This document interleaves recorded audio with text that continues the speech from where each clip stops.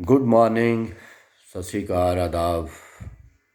मैं इंडिया का नागरिक, इस देश का वासी और एक वोटर होने के नाते मेरा ये दायित्व बनता है कि मैं मोदी सरकार के बारे में थोड़े से तथ्य रखूं जो आपकी समझ में आए तो अच्छी बात है, नहीं आए तो ये आपका भविष्य है।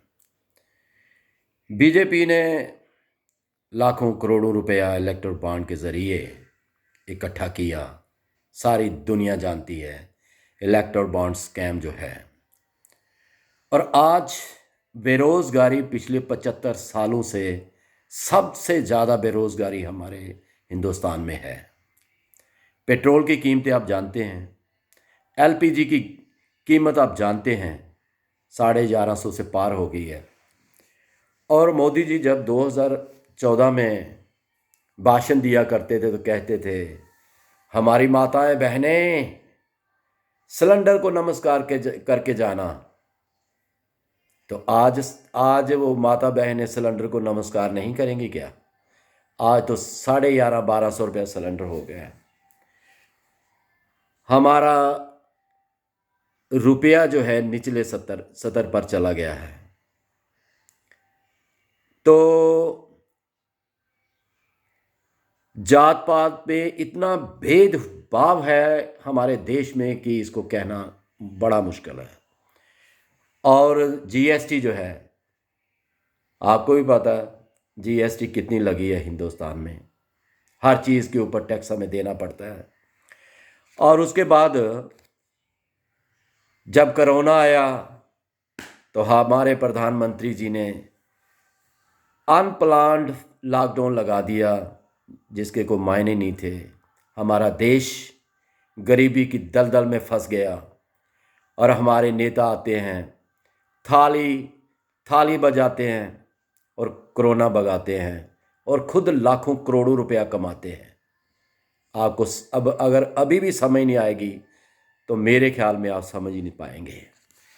आज जीडीपी जो है -23% है।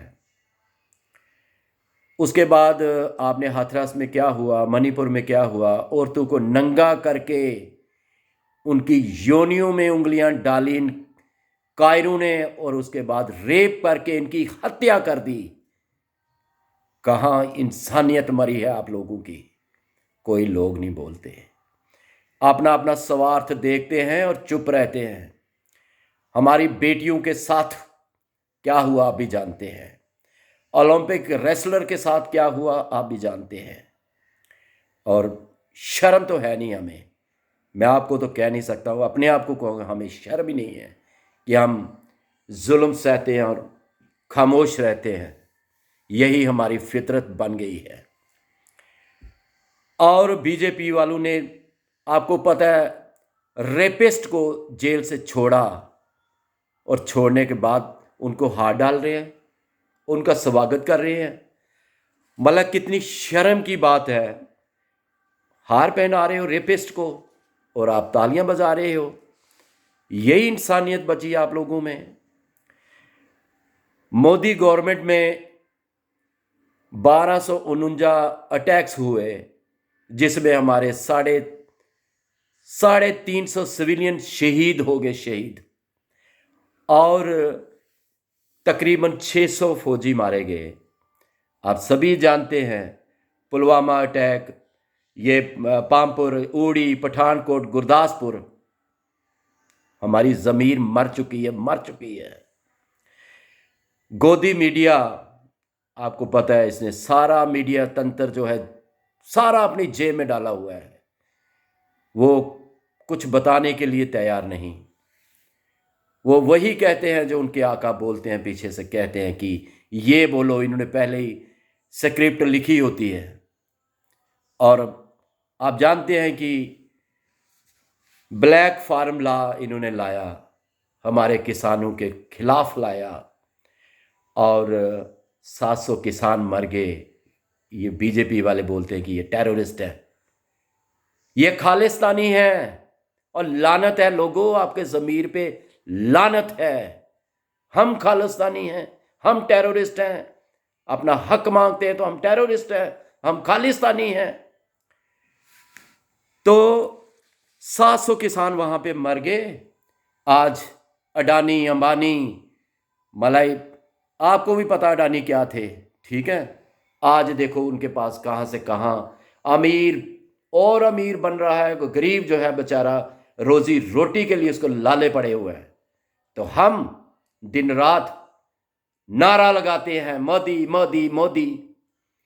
क्या है ये सब? देश कब तक शांत और चुप रहेगा? इसने सभी तंत्र जो हैं, सीबीआई, ईडी, आईडी, आईटी जो है, सब अपने कब्जे में कर लिए। क्या यही लोकतंत्र है? ये लोग संविधान की रक्षा करेंगे?